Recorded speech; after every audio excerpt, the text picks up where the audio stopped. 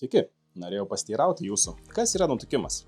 Nutukimas tai yra viena iš didžiausių sveikatos problemų, kuria serga tiek vaikai, tiek suaugę.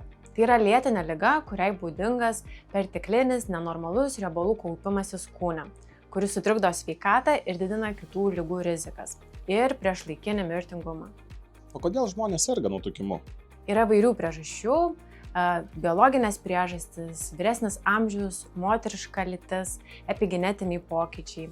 Jeigu kalbam apie elgesio priežastis, tai yra nepakankama mityba, prastas fizinis aktyvumas, žalingi įpročiai, prasta miego kokybė.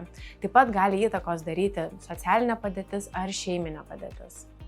O kokios gali būti pagrindinės nutukimo komplikacijos?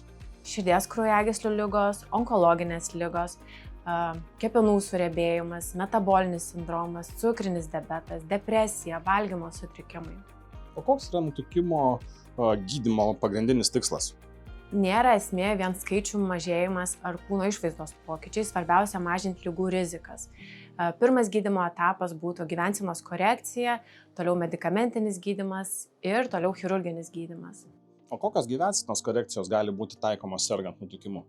Labai svarbu valgyti pilnavertiškai, būti traukus daržovių didelį kiekį, pilno grūdo kruopas, skaidulas, baltymus, sveikuosius riebalus. Svarbu gerti pakankamai vandens, kasdien būti fiziškai aktyviems, turėti ir aerobinių veiklų ir pasipriešinimų pratimą.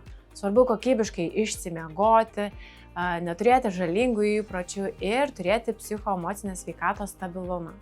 Tai nutukimas nėra valios trūkumas, tai yra lėtinė liga, kurią būtina gydyti.